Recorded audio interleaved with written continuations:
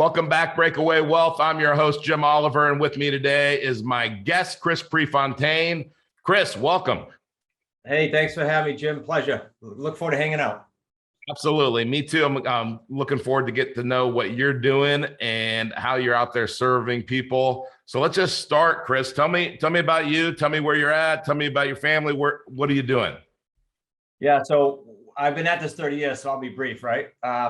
1991, I started in real estate. My wife and I met when we were 11 years old. So I've been with her since day one. I've got a couple kids, a couple grandkids. My kids are in the business. We'll get to that later, I'm sure. So I've touched a lot of facets in real estate. After the 2008 crash, however, if I can fast forward there for time-wise, it caused me, I got beat up financially in every which way, like a lot of people did nationally. So it caused me to rethink kind of the rules, if you will, how we're going to operate. And that was, we're not going to sign personally on loans. We're not going to take any bank debt out. And we're going to do everything on terms, what we call terms. So we buy and sell now all over New England, our personal family business on what we call owner financing and lease purchase. There's a couple other methods too, but I'll keep it simple for now. And then we go off, Jim, and we teach others to do that all around the country. There's a few out of the country, but mostly the United States. So we have what we call associates, students, who we teach to go out there and acquire property. And just to get the audience, I know you like to think differently. We control around 80 million in real estate right now. Total down payments on all those would be less than 5,000 all around the country. Wow. So we don't use money. We do everything on terms. And I got to tell you, with post-COVID, it was great before COVID, but post-COVID, there's a lot of people needing a lot of help, despite the perception that the market's great and everything's easy. It's not the case. So we can get into that, but that's a 30-year fast forward of how I landed here. If you want to go back to any of it, we can. Yeah, no, that's awesome. I love that you've been with your wife since you were both 11. And that's a cool part of your past and present. And it's funny because when I asked that question to R. Nelson Nash, who the godfather of infinite banking concept, yep, he said, well, my dad was born in 1904. And I went, Nelson, we only have so much time here, right? We're not going to talk about anything else other than your past. But, he's such a hero of mine that I let him keep talking. And I think we got up to around the 40s and I kind of nudged it along. But so going back, you were fine. I was thinking, okay, we'll be able to cover this in no time. But let's talk about, it's funny you say that without using your money, right? It's kind of like when you think about a trust, and I'm not an attorney, but this is my 30 seconds on what a trust is. A trust doesn't do anything, therefore it can't be sued. If you don't own anything, then you can't be sued, right? That's a trust. And that's why you want to have things owned by a trust, right? Okay, so if you don't have any money in it, then you can't get killed like in 2008, et cetera, right? People, when I met this guy that used to run this utility up in the plains for Warren Buffett, and he retired at 35, right? And then he just went around and he invested in businesses and helped businesses grow and do all that. So he didn't retire, but he retired from that position. And I think he retired with, I don't know, let's just say it was 50 million bucks, right? So financially, he didn't have to do anything else. But I thought what he was doing is taking that $50 million and going out and investing it with these people to get a better return. And we were in our first meeting. He really said, hey, I want to help you. I want to bring you into a deal. And I said, okay, well, look, I've got this, I got this much money. He goes, no, we're not going to use our money. Like, we're not going to use any of our money. That's not what we're going to do. And that was such a great lesson for me, Chris. But talk about how did you, give us an example of something that somebody doesn't think they can do, or what's the perception of people that you run into? Like they think 20, 30% down, or like those limitations are those obstacles. Well, look, I did. So I'll give you a little context here, and then I'll get to that.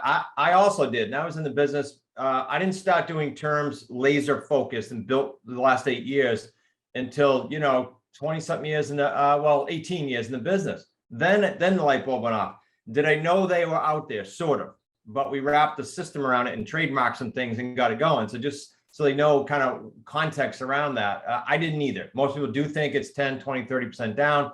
They buy 2 or 3 houses. They either max out their cash or they max out how many loans they can do with one institution or federally.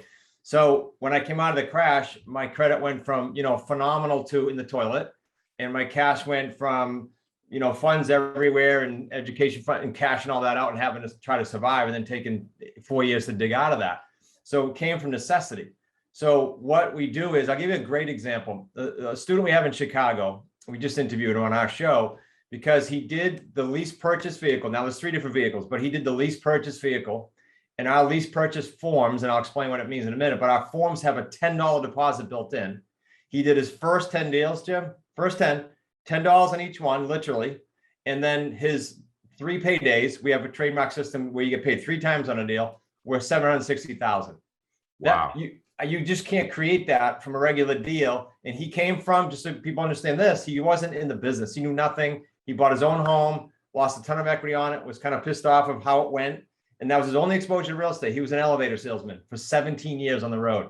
And this is what he created. So I tell that to say the $10 deposits are doable on a lease purchase. And all the lease purchase does is I control your home with a lease vehicle. I then go ahead and turn around and I sell that to a rent-to-own buyer, especially these days, needing help to get mortgage ready, needing time to get mortgage ready. And we help them get to the finish line. Really cool, healthy, win-win-win environment when we do those lease purchase agreements. And they're great for new people to do. And they're great for your own home. My son-in-law did it on his own home because I'm sure you guys touch upon people who with your clientele, they are entrepreneurs. And during COVID, there's been a surge. I was told recently some numbers, I couldn't recite them, but a big surge in entrepreneurial endeavors. Well, guess what? They can't qualify for a loan for 2 years.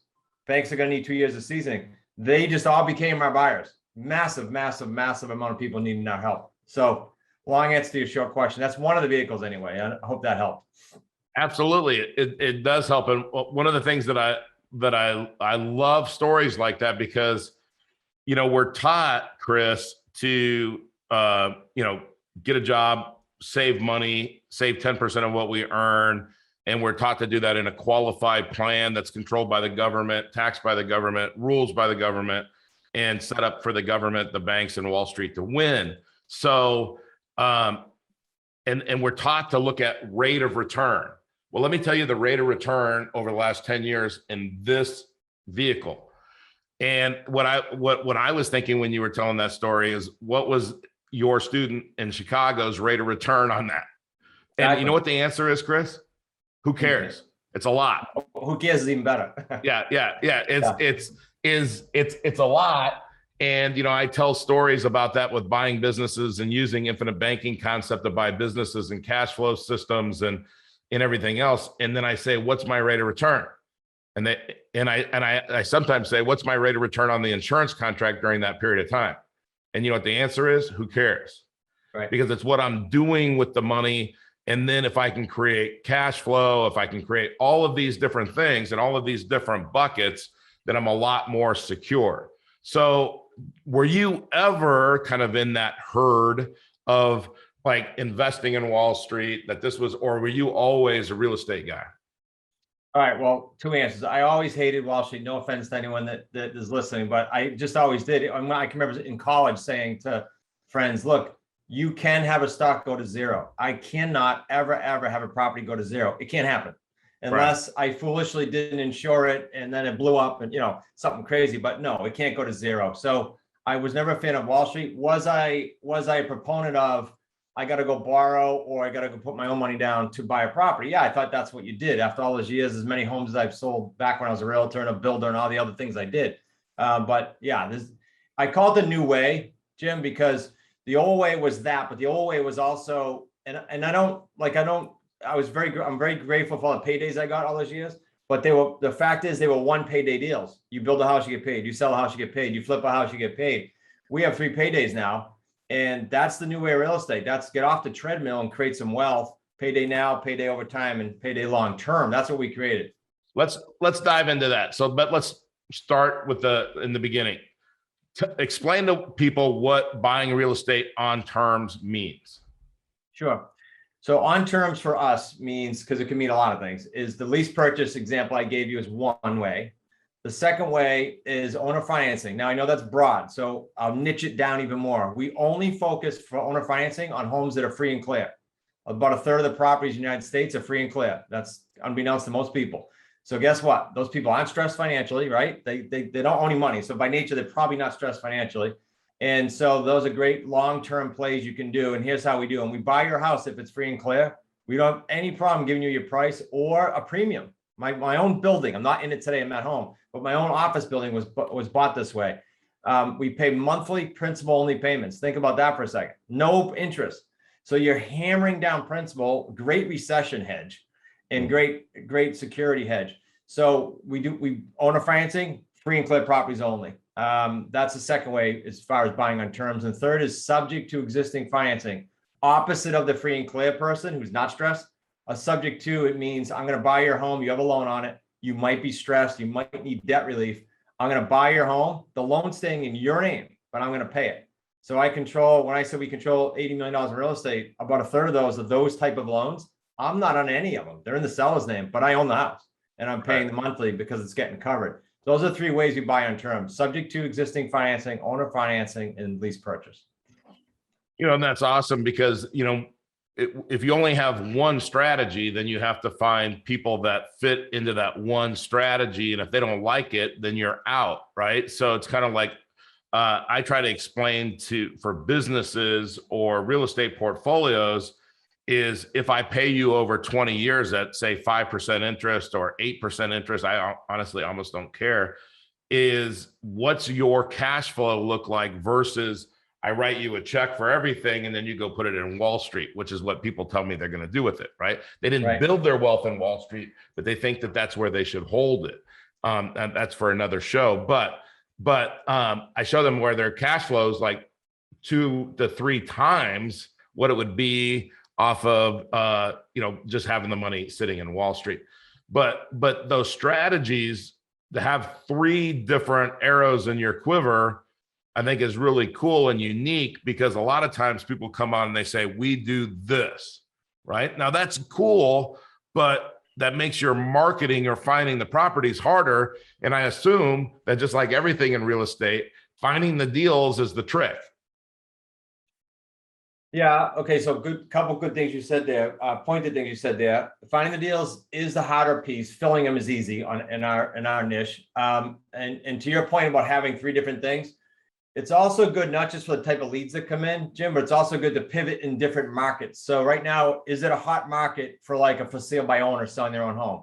Yeah, they're dealing with a small segment of the market that can get financing, but it is a hot market. So is that a pond we'll fish in now for a certain strategy? No, we'll really go now and look for people who are in dire straits because they did a forbearance with COVID and they can't get out of it, or they were on the market and couldn't sell for some reason. Like there's just different ways to pivot because we have the 3 strategies, and the market will dictate sometimes as well as the seller situation will dictate.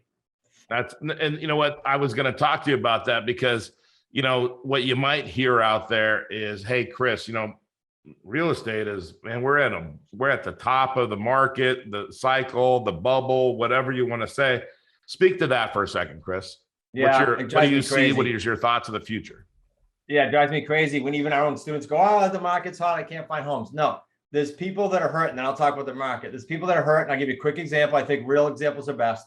There's a woman, and this happens all the time. I was just telling my wife this. There's a woman, we just bought her home. She's a little bit on the older side. I think she's in her late 70s, early 80s, in good health. But because of COVID, she has no income now coming in, and she couldn't even afford a $200 second mortgage and a $600 first mortgage.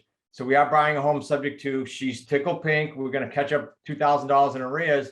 And she needs a guide because of what happened with COVID. Those are going to exist, Jim, no matter what the market does. They're all over the place. That's what my students are getting all over the country. So I have a good sense just because I see it all over the country. As far as my prediction, if anyone says they know, I would probably run because I don't know and you don't know. And if we did, we'd be on the beach. We wouldn't be on this podcast right now. But my guess is that we're still in a little bit of an uptick, but most of the markets are leveling or going the other way, only because I can tell by how many contracts we're writing every month. We wrote like 14 contracts in our community this month.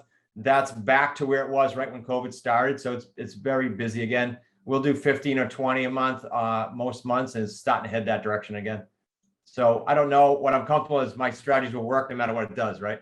Yeah, well, and that's what I love is the flexibility. Like I said, I mean, you know, because of where the market is, because of where the client is, you know, being able to have more than one solution based on need and everything else is outstanding. But you said there's 3 strategies. The other thing that you said, and I know the people that are listening, they're wondering how long it's going to take me to get to the 3 paydays. So explain that. Yeah, we trademarked it in the United States, and here's how it works. When we exit all of our homes, without getting into advanced stuff, when we exit most homes, you're the buyer, you're going to put down a down payment. You're not a renter that maybe has a dream to someday perhaps maybe buy. You're a buyer, but the bank wouldn't finance you yet. And to my point earlier, there's a horde of entrepreneurs in that boat right now, business owners that can't get financing. They need 2 years. So you're going to put a down payment down. That's my payday 1. It's non-refundable. It goes right into Hip National Bank. I can do whatever I want with it. Payday 2 is I'm going to pay out the seller or the underlying debt, and I'm going to collect from you, the buyer, something more than that. So I have a small spread, $300 to $1,000 a month. Ours is low, like $300 a month. Some of my students have a lot higher. Payday 3 is throughout this term. Let's just say it's 3 years. You're doing a lease purchase with me, a rent to own as a buyer. And I've got a plan with you, a third party does, a plan with you to get mortgage ready. That's the idea here, to get you to win, to cash this thing out. You thought you couldn't buy. When you cash that out at the end, I'm going to benefit from all the principal pay down that happened during that term, not the seller. I am, as the investor, and the markup. So payday 3 tends to be super lucrative. If I add all those together, our average for our family is 75 grand per deal, all 3 paydays. We have students as high as $250,000 because they're in higher markets. We happen to be in the lower end. Now think about that, Jim. You guys talk to business owners all the time with what you do, and you help so many people. If every entrepreneur, I don't care if you're selling popcorn on the street, if you can get a model that says I can get cash now, I can get cash monthly, and I can get cash long-term, that's pretty cool. And then a lot of our clients, I teach my students to, and I do, put it into policies like you guys use. So it's just a really cool way to take those 3 paydays and utilize them. Super neat. So, you know, what I love about that is a couple things. One, like what we talk about is when you do infinite banking, it's an and asset, because you have money sitting in this insurance contract. You have the right to access the insurance company's money and go buy assets, right? Or businesses or something to cash flow. So you get the insurance contract, that protection, that tax benefit, all of that, and you get the assets that you were going to buy. Now, people that do it the kind of ordinary, traditional, or what I would call the herd way, which is, hey, I got to have 20% down, 30% down, and I have to I got to take that money out of this account and put it into that asset. It's or, right? Yeah. But we don't like ors because we like ands. So what you're saying is this is an and payday. You're going to get upfront, you're going to get monthly, and you're going to get on the backside, right? And you're helping somebody get out of a situation or manage a situation. You're serving your community because you're helping people that can't buy a home right now buy a home, you know, and teaching them how to do that. And people that are in a bad situation, you're helping them with cash flow, the things that they need now as well. So when you can give, and it's a win-win-win, like you said, I think that's really cool. Yeah, my son came with me. My son-in-law came with me in 15. My son came with me in 14. You know, they joined the business, and my son was a realtor like I was for 18 years. And he said, Dad, it's so different because I don't have, and again, I'm not stepping on realtors. I was one for 18 years, but it's so different to not have realtors whining and fighting, have sellers trying to negotiate and buyers getting pissed off and trying to negotiate. It's a win-win. That was the coolest thing that he said. And that was back in 14, because you are doing a 3-way win. That's not normal in a lot of businesses, right? Sometimes there's a little give on one of the sides, and it's not here. It's a nice win-win-win. Yeah, no, I love that. So Chris, if somebody is sitting out there, and I know there's a lot of people in the audience, we have a lot of people doing a great job in real estate. And we have a lot of people that they're wanting to get started, and, you know, they hear us say every week, you got to just take action. So I want you to give me 2 things. One, what's the path for these people? Like how can they learn about what you guys do? And then what's the first thing that they could do today to take action? Good. Thank you. So one would be, we have a 35-minute, we call it a master's class. It's just my son-in-law and I going through the basics. It's not going to teach you how to do everything. It's going to open up what Jim and I just kind of started to peel back and let you see more. And then you'll know if you want to dig deeper. And it's just smartrealestatecoach.com/masters class. It's free. Awesome. And then if you want to do something today, there's no way Jim and I could take a deal and break it down like on a whiteboard and show you the 3 paydays. It'd be confusing verbally. But on YouTube, if you just type in Smart Real Estate Coach, there's over 100. There might be 140 on there now, where we take each one of those that Jim asked me about: lease purchase, owner financing, and subject to, and we break down the good, the bad, and the ugly. I'm about as candid as you get. So I show everything. I show the challenges. I show the good and the bad, so that you don't go out there and think everything's roses like too many people teach, right? And then you go, what the heck? I didn't know all this was going to happen. So we give it to you straight. We give you all the paydays, and we tell you what hurdles you're going to run into. And that's just on YouTube. Again, free. I'm into free, Jim, until someone says, hey, I like that, Chris. I want to talk to you live, or I want to dig into this further. Great, let's talk. But at least you can decide if that's your niche. Yeah, you know what I like, and what everybody that you talk to, you need coaching, right? You need, great golfers have coaches, pitchers have coaches. Whatever, I don't care how exceptional you are, you still need a coach. And what a coach does is, if I'm sitting there, I watch the videos, I see how other people are doing it. If I really want to take action and know that I'm going to win, then I say, hey, coach me through this, right? The wealthiest people, the most successful people that I know in real estate, without a doubt, they always say, well, I had this mentor, I had these mentors, or these people showed me, they walked me through the first deal. Because if I walk through the first deal, I don't have confidence because I've never done it before. How could I have confidence? I can watch all the YouTube channels I want, but I can't have confidence that I know how it's going to play out. But if I come to you or one of your students or one of your mentors and I say, hey, will you do this deal with me, or will you walk me through it, or can I get coaching from you so that I know when I'm making mistakes? Excuse me, that to me that's how you ensure success. I agree. It's the most, I call it interactive, what you just described, meaning, okay, there's a gap. I call it the gap. There's a gap in the industry, in my opinion, where the gap between the time someone goes to a seminar or takes a course online these days, and then does their first deal. And it's ridiculous how many calls I get per week still for the last 8 years saying, hey, Chris, good to meet you. I've done this many courses. I've spent this much money. And too many of them said, I haven't done a single deal. And I just can't, it's unfathomable to me. So we do what you just said. We're in the trenches doing deals, and we revenue share with the students, because there's no way you can get into any niche, in my opinion, in real estate, but certainly the terms niche that's this lucrative, and say, saw your webinar, got it, I'm going to go do 10 deals. So we do revenue share, actually 10 deals with people. And then after that, they can stick around, but they don't have to revenue share. So it's interactive. It's, hey, Chris, I just ran into this headache. Can you call my seller for me? We are very interactive with these guys, and it's the only model that we know exists out there like that. And that's why we're doing so many deals around the country. I really love that.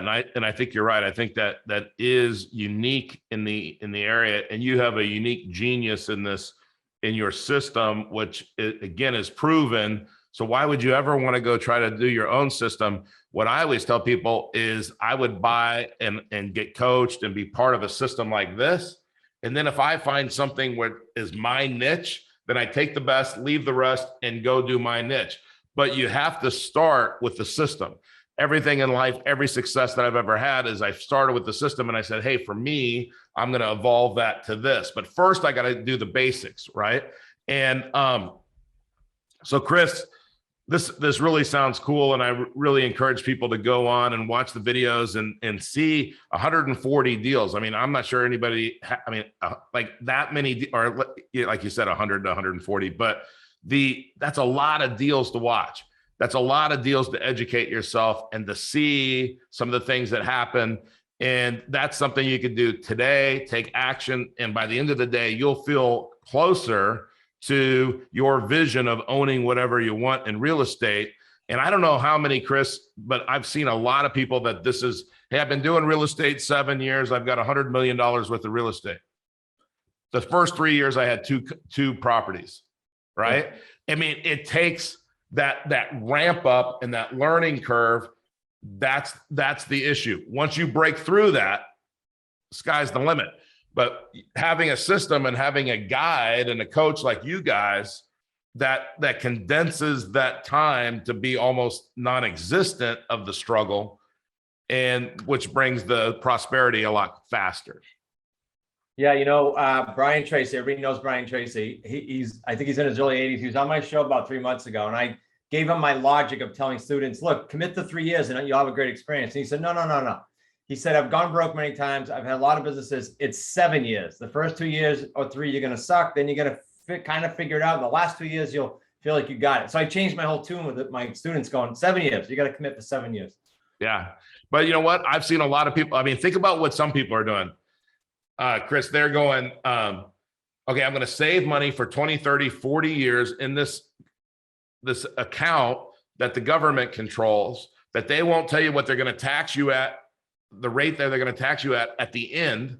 You have no idea how big it's going to be and how much tax you're going to pay, at what rate you're going to pay, which we would never do a real estate deal. We didn't know any of the consequences, right? And I'm going to work somewhere as a slave for 20, 30, 40 years and then hope that I've got enough money to live the rest of my life and not run out. Or commit to 7 years of building something that will take care of you for the rest of your life, that you could do even if you were in your early 80s. You could do it 100%. Until the day you graduated from this world. Yeah, there's no retiring from deals, because you can do one deal a year. For most people, if you do one deal a year and you pull in 75 or 100 grand, are you okay with that? If you're okay with 3 or 4 of them, you can do that in your sleep once you understand it. Right, you can do that in your sleep. And how much money would you have to have in a 401k to generate $300,000 or $400,000? You know what the answer is? $10 million or more. And I would challenge you that you can't get $10 million in a qualified plan. So you know what that means? Crazy. The math doesn't work. All right, Chris, I like to ask everybody, if you could only retain the knowledge that you've gotten from one book over your lifetime, what would that book be? It's tough because as we progress in our business and our maturity, right, it changed. But if I had to pick one, it would be it's either Behind the Golden Arches or Under the Golden Arches. The McDonald's story that they made the movie on. Here's why for me. It talked about the grit, the struggles of an entrepreneur. It talked about real estate. It talked about building a business. It talked about all three. So I think it was a really cool lesson book for anyone in business. It just happens to be real estate related. I love that. And you know what? It's one that people haven't brought up before. And so I always like that, that having a unique, I hear Rich Dad Poor Dad a lot. I hear, Think and Grow Rich. I mean, I hear those, but I love that because I always tell people, Chris, not only should you run your real estate because it is a business, you got to run everything like a business. Mm-hmm. You got to run your family like a business. What was our P&L, our personal P&L last month? I recommend having a personal bookkeeper that gives you a P&L every month by the 15th of the following month. Did we win? Did we lose? Because winners keep score. What did we do? Right. And so I love that you're looking at it like that from a business and real estate. I love that. So, all right, Chris. Well, thank you so much for being on. Remind people how they can get a hold of you one more time before we wrap it up. They can just go to smartrealestatecoach.com/masters class. If they go to the site, Jim, they can hit the contact button. We do free strategy calls. I'd love to chat with people, be myself or my son-in-law or the guy Brian I talked about. He actually does them with us. So that's it. You got one of us. Awesome. All right, we're going to wrap it up, audience, like we always do with the timeless words of Earl Nightingale.